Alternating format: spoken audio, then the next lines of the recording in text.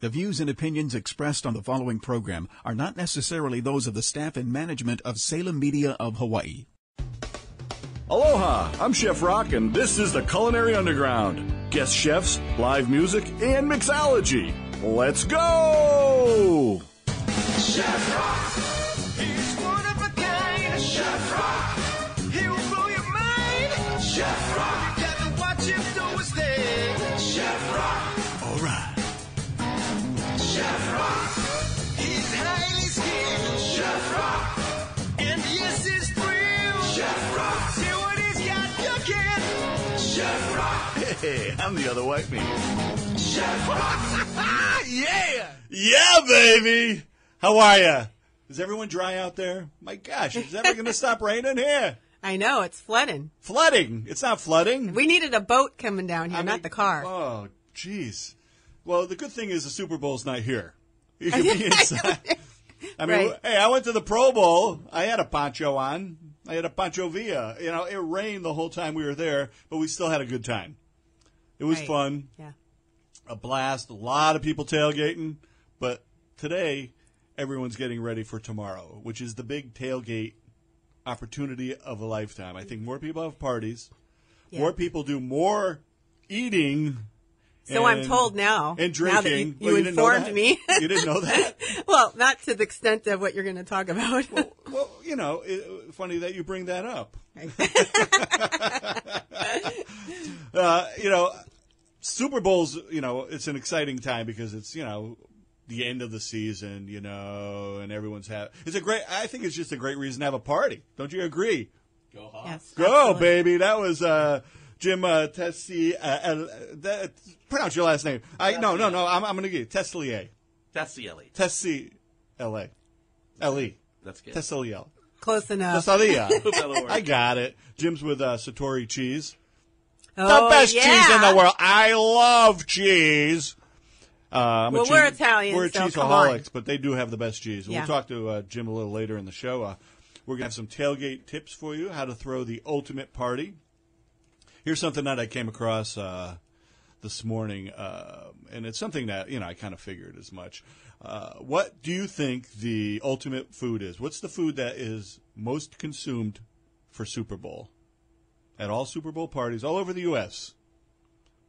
What would you think, guys? Popcorn. Popcorn. Cheese dip. Are you kissing up the gym? Yeah, I am. As a matter of fact. It's chicken wings. Oh, of course. All right, and you won't believe the statistic on this.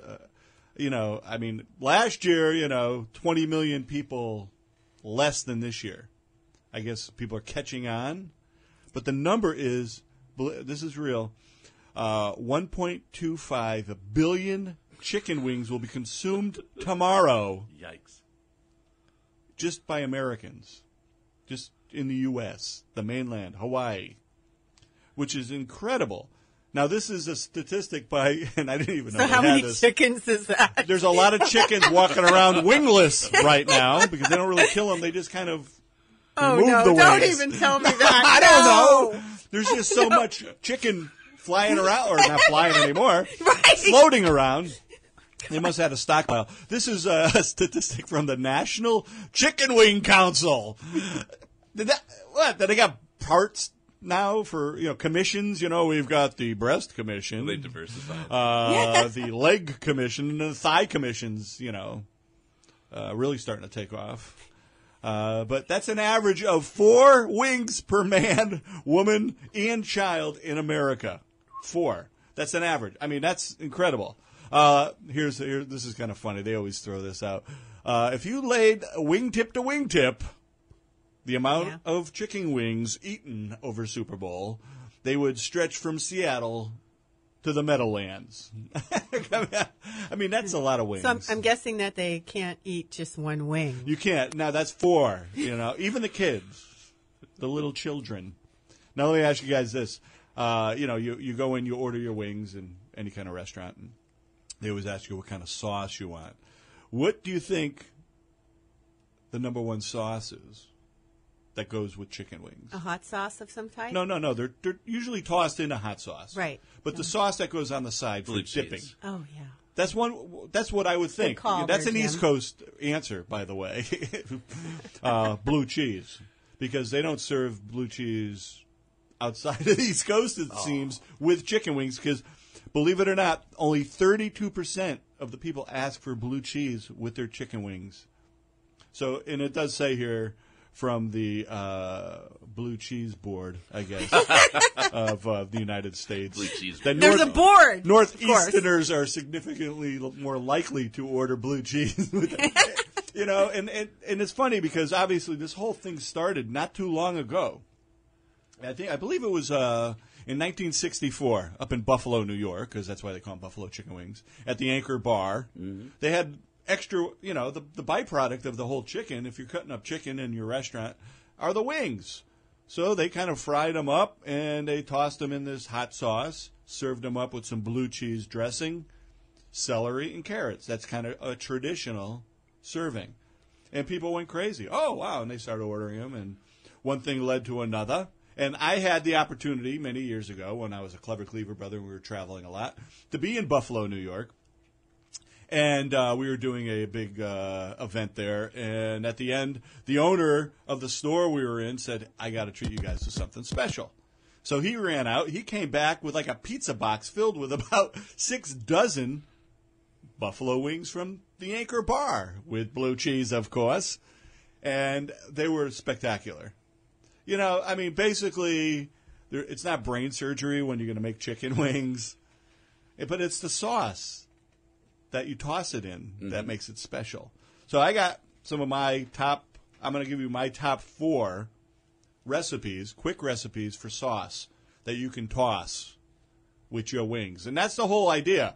You don't glaze them. You don't put the sauce on while you're cooking them. You just salt and pepper them, a little garlic, throw them in the oven, 350 degrees, till they're golden brown and cooked all the way through. Rip one out, make sure it's cooked all the way through. You don't want ever to cook chicken that's not, you know, you got to make sure it's cooked all the way. So if it's not blue cheese, you going to cough up the answer? No. Oh, yeah. You Well, didn't thank you. finish. Hello. Is this thing on? It's actually ranch dressing.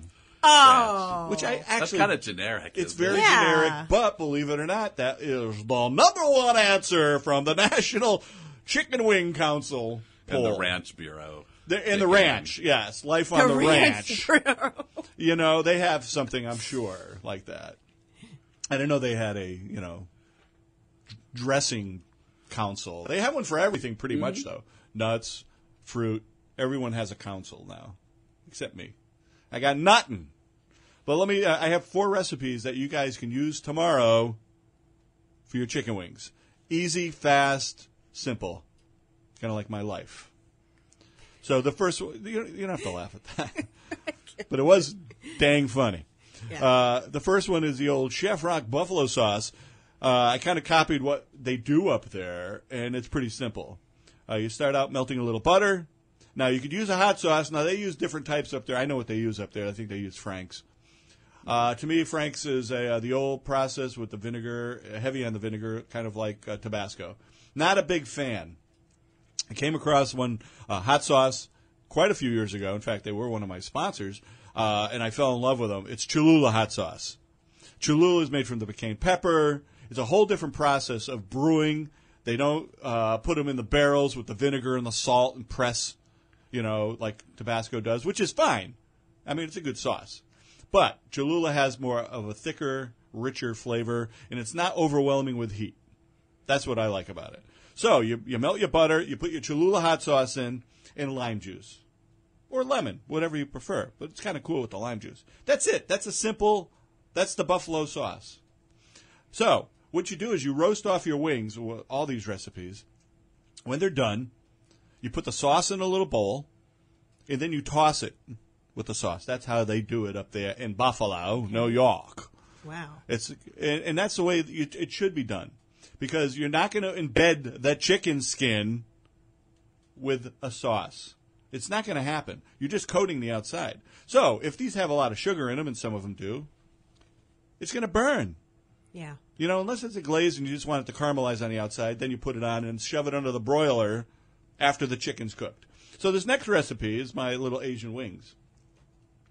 I use the teriyaki sauce, of course, Yep. from Aloha. Aloha Shoyu. The best. Unbelievable! They're our favorite sponsor. Yes, the they sauces are so good. I mean, it's a condiment for most people. You know, a little soy sauce here, a little soy sauce on everything. But they make an incredible line of sauces. You know, they're been around since 1946. You know, the families got together after World War II and put together this company of original recipes from Japan, Aloha Shoyu. They've been around for a long time. Didn't mean to go into a plug, but they are incredible. And they don't just make the soy in a variety of flavors, you know, gluten-free, the premium gold, low salt. They also have a line of sauces like the teriyaki sauce, the barbecue sauces, the pineapple dipping sauces, mango glaze. I mean, they have it all, everything you need. So, you know, you can just grab one of those, the mango pineapple is awesome, and just toss the wings in that. So that's recipe number 5. You got a freebie. So you go with the Aloha teriyaki sauce. I start to heat that up, and then you make what they call a slurry, which is a little bit of cornstarch and equal parts water, cold water. Make sure it dissolves faster in cold water. So you make that little slurry, and then you pour a little bit into the hot teriyaki sauce, and it'll thicken up to make a glaze. So that makes it nice and easy. And then I throw a little sesame seeds in there and some green onion. And then you toss the wings in there when they're done. So now you got a couple varieties going on here. The third one is, this is awesome. It's a tequila glaze. Not just any kind of tequila. We're going with the Campeon Silver Of course. tequila. Oh, small batch. I know, it's awesome. Highland Blue Agave. Natural aging. Yeah. So you can go with the silver, which is 6 months old. It's clear, but nice and crisp, very unique spicy flavor with a little sweetness at the end. So I start with a little barbecue sauce, sweet Chinese chili sauce, the Aloha Shoyu, of course. Of course. Ginger, garlic, sesame seed, oil, just a little touch, green onion, and the Campeon Silver tequila. You whip that all together, and that's a tossing sauce also. Very nice. Okay. Very quick, very easy. And then this last one is called it's called Liquid Aloha Marinade. This is a marinade now. This is a little different. So you'll marinate the wings in there and then just cook them. You don't have to toss it in the sauce. So I go with a Kona longboard. Another Hawaiian company from the Big Island. Father-son started it, and now have created a variety of incredible craft beers that have kind of gone crazy. I know. Longboard's the new bud. Amazing. I know.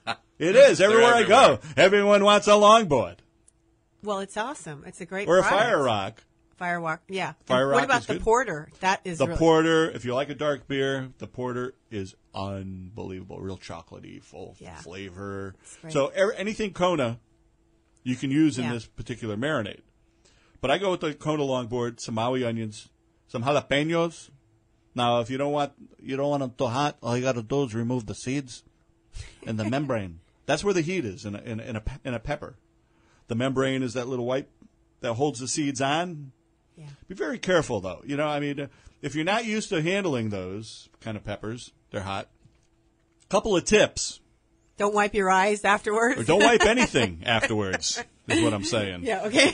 Yeah. Well, you started it. You I have know, to be sorry. careful because the oils from the it's membrane on and your the seeds fingers, are on your hands. So you kind of forget, and you rub your eye and you go, why is my eye burning? Or other parts, And pretty soon you're under the sink. Exactly. And next thing you know, you're under the sink is right. And so you be very careful with that. So you can put some rubber gloves on, some little throwaways. But slice them up, throw the jalapenos in there, and then some garlic, fresh garlic, cilantro, and a little chili powder. And then you toss the wings in there and then bake them off. Never reuse a marinade. Remember this, kids. Do not use any marinade that you used to marinate fish, chicken, poultry, beef, anything. Only because you're going to cross-contaminate whatever you have next. I see scary things on TV where people reuse the marinade. I don't even take a chance by reheating it and trying to boil it up to the point that Why? If you want to use your marinade for a baste, here's the tip of the day. Make some extra before you put the chicken in there. And put it aside in another bowl. There whatever, you go. And Got then you it. could use that to baste. But don't baste the chicken when it's raw, because now you're going to cross-contaminate that good stuff. So wait till the chicken's pretty cooked, and you still need the baste to keep some moisture on it, then put it on, and then that's safe. But you're still cooking it, too, so it's going to heat back up. If you needed it for a dipping sauce, keep it completely separate from the side. Like the longboard marinade. That's actually a really good dipping sauce. Are you going to make some for us tomorrow? Oh, come on. Everybody wants me to cook. Hey, when you're a chef, you never get away with anything. It's like, hey, why don't you come on over to our house? And I've gone to parties where they have a whole lineup of the food, and it's not cooked yet. And they go, well, we figured you'd do it. I'm not going to do that. Yeah, or it's like, well, we don't do it as well as you do. That's actually a line of mine, too, by the way. You've been there. It's a compliment and a way to get you to do something. To do something, cook. Hey, I don't mind cooking if somebody cleans. That's good. One of our guests today is with Satori Cheese. They're out of Plymouth, Wisconsin, and they're a fourth-generation cheese company. Obviously, you're looking for things that you could actually have out that are easy to prepare for this big tailgate extravaganza that you're going to have. Or if you have to go to a party, you usually got to bring something. Mm-hmm. I don't like the people who just show up and say, hey, I'm here. Good. Well, you're not eating. Your hands are empty. Come on. It's an old Italian thing, right? Yeah. Oh, it is. Yeah, absolutely. I mean, you have to bring something. You to the never party. You never show up empty-handed. And that's the problem with a lot of these people these people. days. I don't know who they are. Come on. But bring something, for Pete's sake. But when we come back, we're going to talk to Jim about some cheese ideas that he has. He's going to tell us how to cut the cheese and everything. So it's going to be a lot of fun. So we're going to take a little break, and we're going to be right back here on AM 690, The Answer. You're listening to the Chef Rock Show.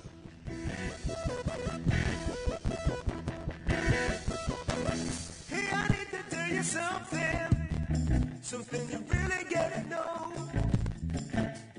If I was in your shoes, I truly wanna know. I'm Chef Rock, and we'll be back after this break. This portion of the show is brought to you by Aloha Shoyu. Taste the flavors of Aloha. Made in Hawaii since 1946. For more information, just go to chefrock.com. Don't forget the dot. You've got high blood pressure or high cholesterol or some family history that'll make some life insurance companies charge you a premium for term life insurance. But some companies won't. Do you know which ones? Get smart and call IntelliQuote.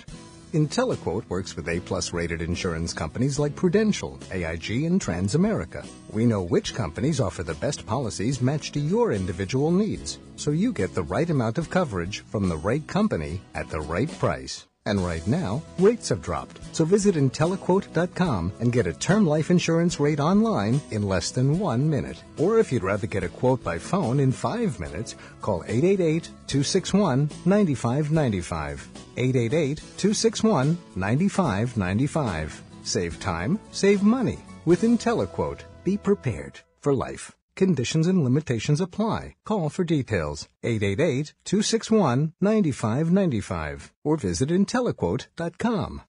Well, your heart looks good. Cholesterol levels are fine. So tell me again what's happening. Well, doctor, once a week I get totally lightheaded. Mm-hmm. The whole room starts to spin. My heart starts pounding like crazy. And sometimes my toes go numb. Really? And where are you when this happens? The checkout line at Kohl's. I think we've discovered the cause. Don't miss Kohl's 50% off 2-day sale this Tuesday and Wednesday. Great savings that make you go Kohl's. Kohl's. Expect great things. Welcome back to the Chef Rock Culinary Underground Showground.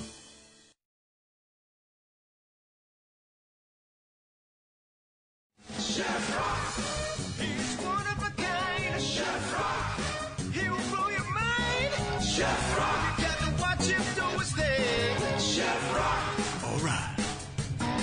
Chef Rock, he's highly skilled. Chef Rock, and yes, it's thrill. Chef Rock, see what he's got cooking. Chef Chef Rock. Hey, I'm the other white meat. Chef Rock. Yeah. Yeah, the other white meat. All right. Hey, you know what? Is it still raining out? Looks like it's starting to clear up out there. Yeah, it is. Looks like it's clearing up. You know, a lot of people have outdoor parties. You know, Super Bowl, you know, have a pre-party. You know, you got a barbecue outside. You know, we want everyone to have a safe old time. So just remember, if you drink and drive, to call Uber. Is that the new company? Uber, yeah. Is it Uber? I want to keep calling it like Uncle Uber. But Uber, I guess, is a really cool new thing. I don't know if you guys have seen it. That's what all the young kids are doing. That's it's on your phone or your iPad or whatever you carry, and I guess what's it, an app or something you put on there? Probably. Yeah, it's all GPS based. So so it's off your phone. Whoever's the car that's closest gets the call, and that it's about time. You know who's coming. Right. What the color show of the you car, the picture and everything, name of the driver, and then I think it swipes the card, and it's all prepaid. Yeah. Yeah. I mean, I think that's brilliant. Whoever thought of that? I know, you're not running to an ATM to get cash to get on a ride somewhere. You think his name is Uber, like the guy? Hey, Uber. Johnny Uber. No, it was a kid from Stanford. Oh, goes figure. I was actually in Uber last week on a Uber call, and the guy was telling me all about it. And the kid is now a billionaire and is probably living in the Bahamas somewhere. Right, I know. That's the way to do it. These dang young kids. I know, Stanford. Dang young kids in their flying machines. You know, no, I think it's great. You know, if you look at the technology that's available now, we were talking about this the other day, and remember we were saying, you know, these young kids today, they're going, well, you know, you had a cell phone when you were a kid. You know, cell phone.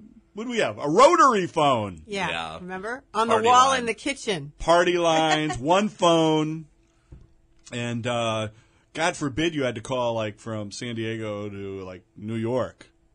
It was like, oh my God, how much is this going to cost me? Yeah, usually dressed up. It was kind of a special occasion. Yeah, exactly. Used to get on the phone to talk to Grammy. You know, it was like we got all gussied up. But hey, let's get back to tailgating, because a lot of people are probably wondering, what are we going to make tomorrow? How are we going to do it? One little quick tip is what they refer in the culinary business as mise en place, which is your organization of ingredients before you start cooking or having a party, so everything is timed just right. There's nothing worse than having to dice up those onions right when you need them, because now it's going to burn. You're not ready. And then you spend all your time away from your guests. Right. Yeah. That's what you want. You want to be with your guests. So how about prepping the day before? Today's a good day to prep. It's raining out. If you got to cut the meat, or you got to marinate it, or you got to make a dry rub, make those burgers, do it today. Save some time so you can have a nice cold Kona with your friends. Right. So you're not wasting time. That's And watch the game, which is God forbid you watch the game. You know how many times I've missed Super Bowl because I'm tending the grill? Too many. I'm telling you. I only go in for the commercials, even in the old days, you know. When the TV was black and white. And you had your teeth. And I had my good teeth. Hey. I got 3 teeth. 2 are in my pocket. So what? So, you know, we're talking about tailgating. We got a special guest all the way from Seattle, Washington. Now, let me ask you who you think's going to I shouldn't ask who do you think's going to win. Who do you want to win? Oh, Seahawks. Of course you do. You wouldn't say otherwise, would you? Because this is broadcasting in Seattle. I wouldn't go back home if you did. Once every 20 years we get our shot, so I'm in. Take it. You know what? I love Seattle. Great food. Great team. The Broncos, great team. I think it's going to be a good game. I think it's going to go into overtime. It's going to be 3-0 going into overtime. It's a low-score game. Yeah. And the other team who doesn't have 3 might tie it up, and they might have to go into double overtime. I think it's going to be a very low-scoring game, obviously, because there's 2 very good defensive teams out there. And it's going to be a lot of fun. So while you're watching the game, you got to eat. And in Hawaii, they know how to eat here. Yes, they do. You haven't been around much here, but Jim's visiting, and there's parties all the time. You have a party when it rains. You got a party when there's a tsunami. And they know how to barbecue. Like better Very than much. any tailgate Yeah. place I've and ever you been need at. to own a tent. A tent You gotta and a have barbecue. a tent. And You're it's- set, man. And it's You always need a tent. it's always in the back of your truck. Because if it's raining like it did today You when need we a were driving tent. here, you're good. You're golden. You still go out. I that's why I love it over here. Not only is it a great place to live, Yeah, it is. but the food is abundant. You know, you have all this fresh produce, fresh fruit, fresh fish, and one of my cool places that we like to go to and get our meat and fish for the show, because we have the TV show, the Chef Rock shows on every Friday night at 7 on K5. We go to VJ's Butcher Shop up in Haleiwa. I haven't seen one downtown yet. I'm sure there's one someplace, but I haven't seen it yet. But they carry everything local. So the boats pull into Haleiwa Port. They get fresh ahi. They get manchong. They'll get white crab. Whatever they get they're catching, that's what's in the shop. They also get the grass-fed beef. From Molokai, is it? From the island of Molokai. They also just informed me that they're serving deer now. So I on heard our that next also, batch of yeah. shows, we're gonna get some deer meat, some venison. Yeah. I'm gonna try to I was thinking of having it ground, because deer meat, unless you're making a stew, has a tendency to be quite tough because it's very lean. But if we get some of any deer fat, you got to get some deer fat, and you grind up the loin. I might have some ground deer. You know, maybe I'll make some. We were calling like fawn balls, fawn balls on a stick, like a meatball. You know. Well, no, really, so like a fawn ball. Do they dangle? No. Well, only when they run. So it's something where, you know, they're easy to make. It'll be a great appetizer or an entree. I think it'll be kind of unique. Where's the deer from? The deer, oh dear, it's from Oh, it's actually from the bumper of the car. Nice. It's actually wild deer from the island of Molokai. Yeah. So they have a lot of grass-fed beef over there that they get it processed and sent over, and we've cooked it and served it on the show.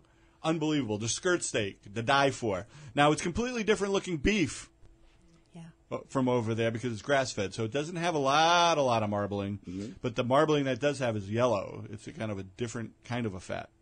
Most of the beef that you get in the States is corn-fed, which you would think, because it's corn jello, fat's going to be yellow, but it's very white.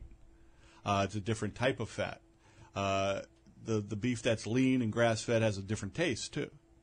Because just like anything else, whatever it eats is kind of what imparts the flavor into the food. You know, shrimp, things of that nature eat different things in different regions. That's why you have a shrimp from the Gulf tastes different from a shrimp from Thailand. So little things like that. So, you know, when you're shopping, I mean, there are choices to be made. And, you know, and you test it out. I like the flavor. But Satori Cheese. Satori Cheese was a sponsor of our first 4 shows that we did here on the island, the Chef Rock Show. And I fell in love with it. Unbelievable. 4th generation cheesemakers. But they've kind of taken it a step further. Jim, when did they start really kind of rubbing the flavorings onto the outside of the cheese? Well, that was about 5 years ago. About 6 years ago, we went into the retail, and the one of our cheesemakers was a brewer, quite an awarded home brewer, and he had invented the Bellavitano cheese. And then favorite. he knew the local brewery, New Glarus, and he asked the guys about their raspberry lambic, and he bought a bunch of it and soaked the cheese, and that went on to win Best New Cheese in the World 2008. And that's when they really knew they were on to something. And he has since, he's got eccentric artiste, and he finds his flavors like the chai and the espresso. He tried 12 different roasters before he found the one that was going to be it. And then, you know, the balsamic we do is a 6-year Modena balsamic. Wow. And he searched through a bunch of those. So he's very exacting, and he just gets an idea and gives it a go. That is incredible. I've had quite a few of your varieties of cheese. Jim's over here on some business and brought me some cheese. He's my cheese man. Thank you, Kim. And the cheese is not just like your regular run-of-the-mill cheese that you get. When you try it, The unfortunate thing is you're going to eat the whole pack, right? You know, it's got such incredible flavor. Like I made an omelet this morning with the Asiago. Oh, excellent. With some kale and that. I sauteed it all up, and then I kept it in chunks. I didn't melt it all down. I kind of just put it in at the end, so it stayed nice, soft from the slight melt, but still got the full body, so you get all the flavor. One of my favorites, which is kind of an original cheese. I've never seen any other company do it, was their aged goat cheese, which takes on a block formation, so it's firm. Not like your typical goat cheese that you spread or falls apart. It always falls apart. But the flavor is incredible from the age. Still got that nice sour little bite at the end of a goat milk. Well, that's Pam Hodgson. She's our fourth master cheesemaker. She's the second woman to achieve that ranking. Wow. And she I didn't grew know up they had on rankings. They have rankings? Yeah. Like a sommelier, they work their way Well, up? these guys, Wisconsin's the only state that has a master's program. So it's about a 15-year process. You have to be licensed as a cheesemaker for 10 years. And then you can apply for the program. And if you get accepted for that, which is really rare, it's you apprentice with other master cheesemakers. They're grading your cheeses. You take a lot of classes. And if you accomplish that, you're one of about 62 that exist. So we have 4 of them, and it's just a pleasure to have that much talent and experience. But Pam is the one that grew up on a goat farm, and she loves making goat cheese. So to age it more, it always ages out that goatiness that a lot of people dislike. See, I do like the goatiness, but I think it still has some of that flavor in it, at least enough to let you know it is goat cheese. So, one of the things I wanted to ask you is, of the flavors that are available here in Hawaii right now, first off, where are the cheeses available? Well, it's kind of a work in progress. There's the Down to Earth stores have brought some in. I'm working with the Foodland people, so that should be That's very good. soon. That'll be a great KTA place. definitely carries about 8 of our cheeses. Which place? KTA. Oh, stores. KTA. Yeah, I don't know if we have any of those here on Oahu, but they're all big on the other islands. But the other one is, once we get the Whole Foods, then that'll be it. The Down to Earth carries about 5 right now, and that's a pretty good selection. None of the Asiagos, but a lot of the Bella Vitanos and the Sarvecchio Parm. Well, I'll tell you what, we'll endorse your cheese any chance we get. I would love to have them back as a sponsor on the show because we have a lot of cheese eaters. And there's nothing better than cheese and wine. Well, there's some great wine pairing cheeses, that's for sure. That is incredible. So, Jim, obviously people can cut the cheese, no pun intended, and then serving up with either crackers or French bread, things of that nature, and just serve it that way. Up in Wisconsin, I know, up there, don't you know, there in the Plymouth area, is that close to Sheboygan? Yeah. Okay, Yeah, I thought I saw it on the map. I've 25 miles or so. Oh, okay. I used to work with Johnsonville Brats. Yeah. And I've been to Sheboygan. In fact, I was one of the, I was actually a grand marshal. Is that right? During Brat days. Now, people make fun of that, but you know what? You guys, stop school for 3 days. It's Wisconsin. It's Wisconsin. And the Brats, don't you know, there. And it's a big festival. And people go crazy for their brats up there and their cheese. It's the only place I know when you're driving, say, from Chicago all the way up, and you get to Wisconsin there, where they have, little cheese shops along the way, serving mostly, cheese curds. Oh, yeah. Point of pride there. Which I love cheese curds. And now the curd part is the part that comes up, I'm trying to remember the process. When they mix the whey, right? It's just the separation of the solids and the liquids. So they're little chunky pieces that are left over? Is that what they... That's just the pre-cheese. The pre-cheese. So, yeah, because they haven't pressed it yet and pressed out all the liquid. Yes. To form the block. So I'm trying to remember because I saw a whole process being... people think, cheese, what do you do? No, I mean, it's a process. It's like making beer. There's steps that you have to follow. And that's why different cheeses have different flavors because there's different techniques and different little secret recipes. Mm-hmm. So Satori has been around so long. I mean, they must have a million little secrets. Do they share any? Not so much. You know, the plant where it was originally part of the Kraft Empire back in the 20s. It was kind of part beer and part cheese, and it's it's built up its own flora and fauna, and it's very unique to have 70-some years. We're just celebrating our 75th anniversary. Wow, that's incredible. Well, congratulations. And hey, Jim, I want to thank you for coming on. I think we have a kind of a surprise guest coming up. This is kind of cool because it's Super Bowl, and we have Lou Palatella is going to be calling in.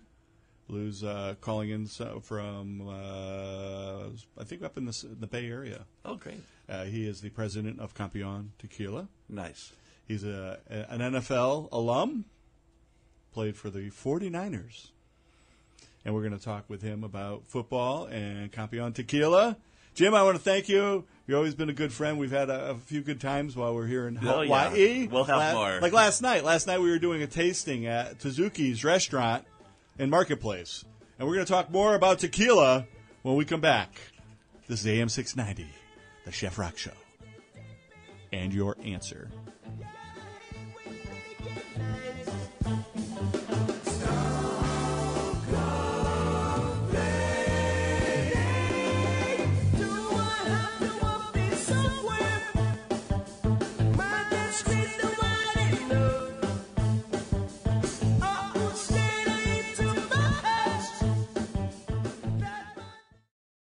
And we'll be back after this break.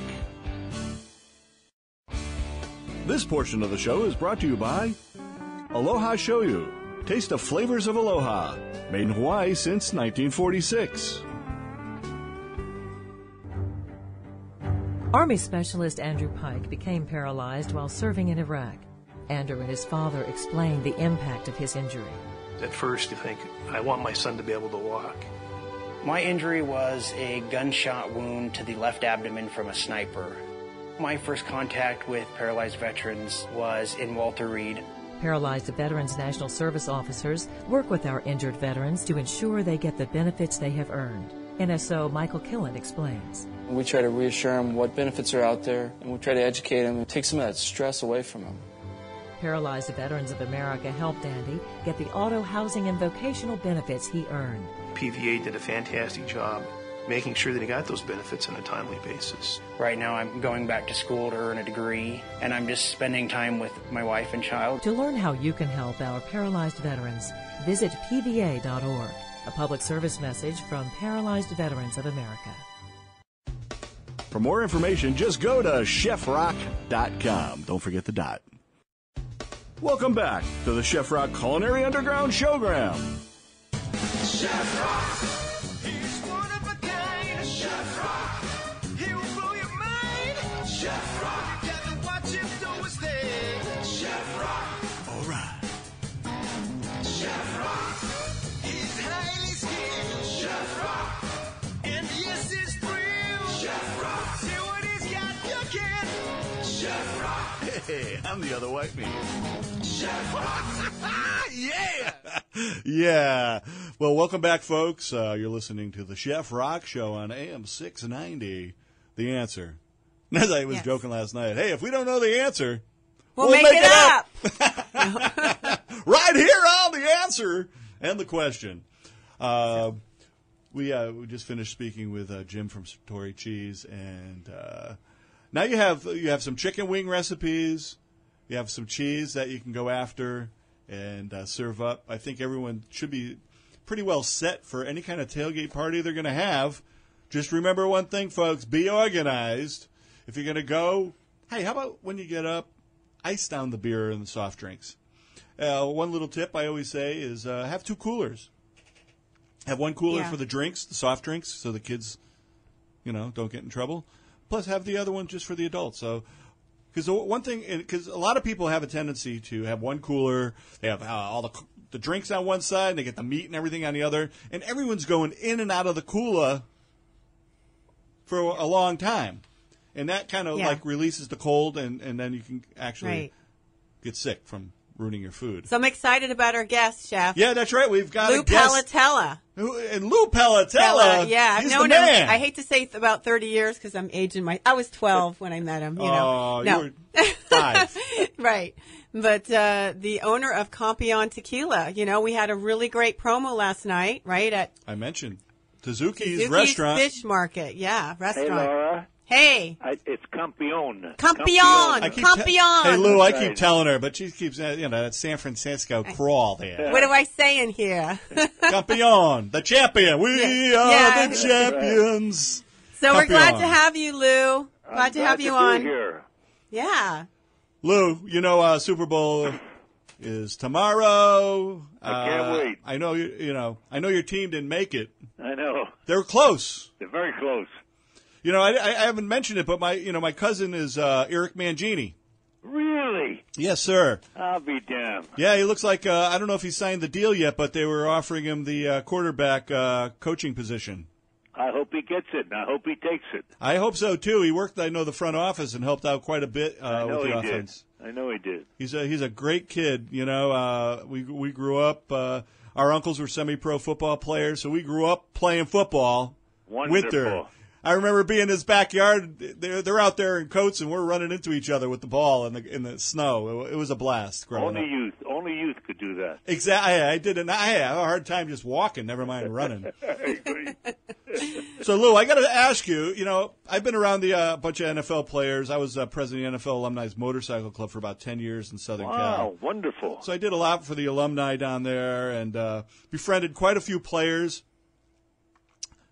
Now. But I'm in an era way before you. You weren't even born when I played. You were correct, sir. I have a little stat here that says you were co-captain with Henry Model T Ford at the University of Pittsburgh. University of Pittsburgh. That is correct. I mean, the real Henry Ford? The real? No. Henry Ford. Oh God. Henry Ford. I'm only kidding. Is black, a hell of an athlete. Yeah, I was only kidding. But I did see that you with the Niners you played with Y.A. Tittle. All of them. Tittle, McElhinney. McElhinney too. Nominini, St. Clair, John Henry Johnson. Hell, there's more Hall of Famers from that team than any other era. That's and you guys played harder too. It seemed with less equipment. Well, yes, so less sophisticated in equipment, but we still had the hard helmet. Guys teased the hell out of me. They say, "Well, did you play when they had the soft helmet?" I said, "No." Tell them that was the 30s. That's a good thing. That was Newt Rockney. Yeah, come on. That's right. In the 50s, we had the hard helmet. Yeah, the hard helmets. We had nose guards and all that stuff. How many games did you guys play a year? The season was 12 and 6 exhibition. Oh wow! But don't forget, there was only 12 teams in the league in those days. That's right. There was no AFC. That's it. There's 12 teams, the original, and they're still in business. Which is a great thing. Playing with the 49ers, I mean, that was. Did you guys fly cross country? Yeah, we did fly. Okay, we did fly, but it took a lot longer, naturally. Right. And in those days, unlike today with the Jets, when we go east, we made two eastern swings a year. One, we'd go to Chicago, would be there for 2 weeks and play like Detroit or Green Bay or the Bears, Cleveland, something. Then we had a 3-week trip. We would go way east and play the eastern teams, Philadelphia or New York, the Giants or Baltimore, et cetera, et cetera. Wow. That's the way it was. We had a 2-week trip and a 3-week trip. So half the games away, 6 and 6. Mm-hmm. And half at home. I got a question for you. I had spoken with Ben Davidson. Yes. God rest his soul. He was kind of a friend. He helped me out with a lot of events, sponsored events. Of course. And had some long talks with him. And he was telling me back when he played in the 60s, it was, after you, because you finished up in what, 57? 59. 59. Yeah. And he was telling me that a lot of the guys on the teams had full-time jobs, regular, Oh, yeah, I did. In my era, everybody had an off-season job. Wow. Everybody.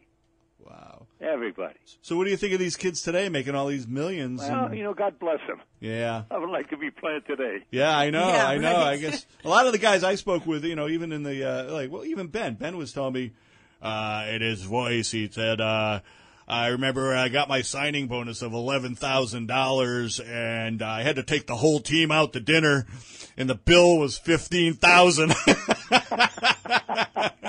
I had to borrow money. And then when I got home, my wife goes, "Where's the signing bonus?" Where's the check? It's gone. It's gone. Well, I'll give you a relationship now. Okay, in this is the late 50s, Tittle and McElhenney were making $14,000. Whoa. How's that? Wow, Oh my God. 14. And they were probably the highest paid guys in the league. They were, Yeah. of course. Wow.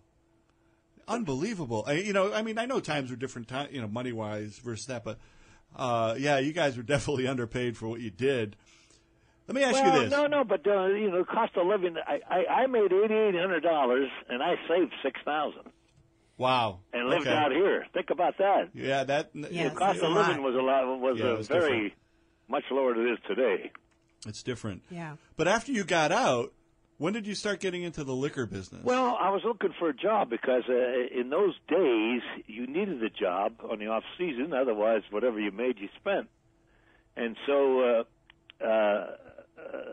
I had an economics degree and a finance degree, and I'm looking for a job. And this guy says, "How would you like to get in the liquor business?" And I said, "Fine." He was a pal of mine, and he said, it's sales. There's an opening in San Francisco. Now, remember, in those days, there was 24 wholesalers, as Laura will attest to. Today, there's 2 in California, maybe 3. Really? With a little one. In those days, there was 24. Wow. Many of the wholesalers had duplicate lines. You're competing against the same product. We had Jim Beam.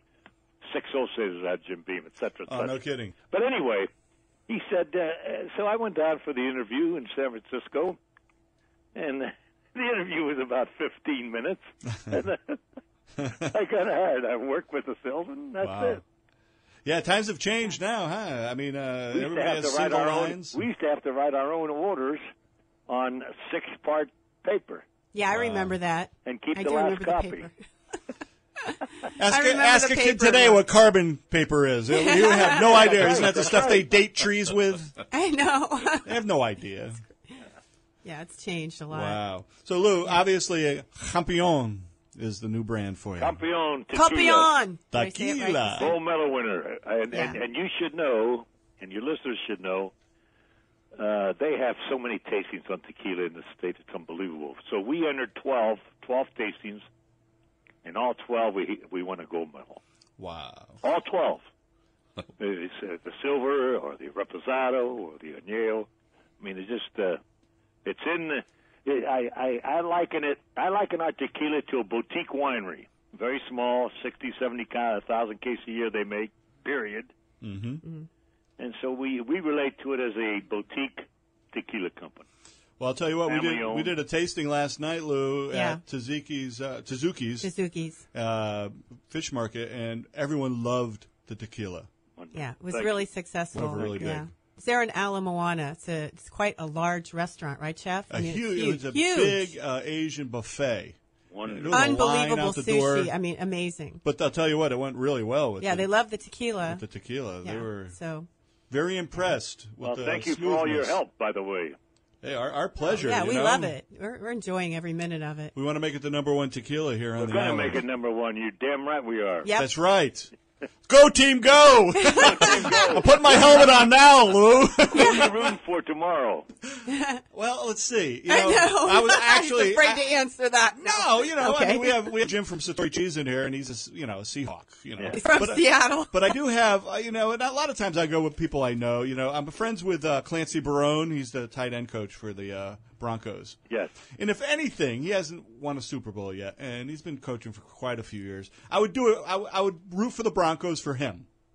Good for you. I'm rooting for the Broncos for Peyton Manning. There you go. That'll be a great thing. We have one more minute, then we're going to break off. But Okay. When Lou, we break off, Lou, don't leave. No, don't go anywhere, Lou, because we got a consolation prize for you. They give you a bottle of Campeon. Yeah, a shot glass. Right. So. I was going to ask you. You guys we're going to put some together. We have some great recipes using tequila. Wonderful. Yeah. So we're gonna do that. Get back with you on that. We're gonna take a little break. You're listening You're not? I thought I heard some music playing in Yeah, the me too. background.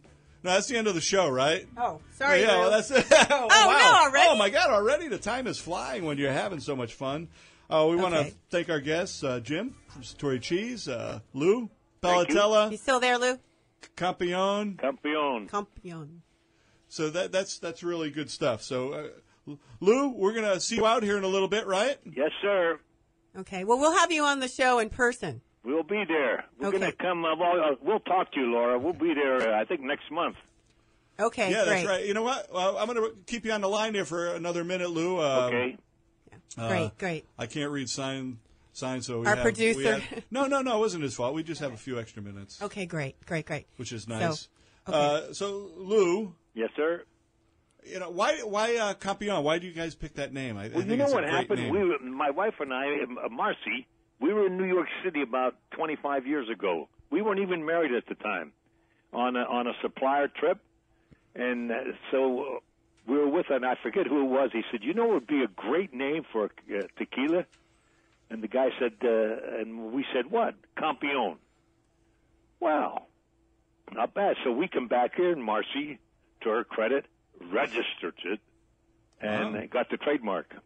Nice. So Yeah, then it's when beautiful. I wanted to get out of the wholesale business, I said, I can't retire. I said, we got to start some company. He said, why don't we start a tequila company? I said, great idea. And we had the name. And you already had the name. And it's Yeah, a great it's awesome. name It because really it's is. very memorable. And then I took all those trips to Mexico trying to find somebody, that suited the taste that we wanted to have, and we finally found them.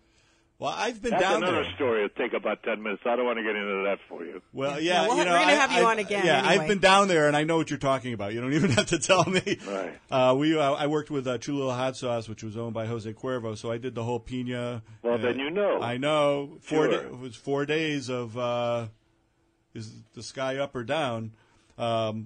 Yeah, they like to party down there, that's for sure. I'll say. And what's good about good tequila or anything you drink in abundance? Should be nice there. You don't really get a hangover. No, you don't. No, It's really good. No, it's good. It's you don't. quality. You don't have all those extras that they put in there. What do they put? I was reading they put glycerol or what? Oh yeah. Wait, and coloring. Coloring. On the añejo, many tequilas add coloring to get that dark color. Because I don't know. Are we off the radio now? Can we talk? No, we're still on live. Okay, but let me say this to you: and I don't want to name, but when you age by law down there, you have to age añejo 12 months, and you have to, and you age. The barrels that they age tequila in are used bourbon barrels that they buy from Kentucky. Used. So they're already used, after 4, 5, 6 years of carrying bourbon. So they ship down there, and so to be called reposado, it has to be aged 2 months in a used bourbon barrel, and to be called añejo, it has to be aged 12 months. So we age our reposado 6 months, and our añejo 16 months. That's it. Wow. And that's why a true añejo is not too dark, because the barrel's already been used. Nice. Yeah. And so our tequila, what you see in the color, that's the natural color after 16 months in a used bourbon barrel. Yeah, that's so incredible. good for our listeners to hear. Well, it this. is because Great a lot education. of times you get the real dark, and they think the darker the better. Not at all. They're adding color. Yeah, They're adding. There's 4 ingredients they're allowed, and I have it, but not handy. Yeah. And don't they use the charred barrels too? So that adds that charcoal. No, they adds all color. use the same to be called tequila at añejo and the reposado label. They have to use used bourbon barrels. Wow. And then the only thing that's true, the color, is the silver. Right, exactly. Yeah. Now, let me say this also. We'll all learn. But if the silver's good, the other 2 types are good. If the silver's no good, the añejo or the reposado is not going to be any good either, because that's true. They're not resting in a barrel long enough to smooth them out. You with me? Yes. And so it starts from and yeah. the bourbon barrels are used. You got to Right. finish off the edge. Well, now our time is up, and I want to thank you, Lou. Okay. Very Thank you, informative. Lou. We'll have you on the show again because Yeah. this is all. I love learning about how they process things. I want to thank our guest Jim for Satori Cheese, Laura, of course, Johnny Valentine and the Candy Bullets, Aloha Shoyu, the Kona Brewery, Skydive Hawaii, the VJ Butcher Shop, and Ross Appliances. You're listening to Chef Rock. We'll see you again.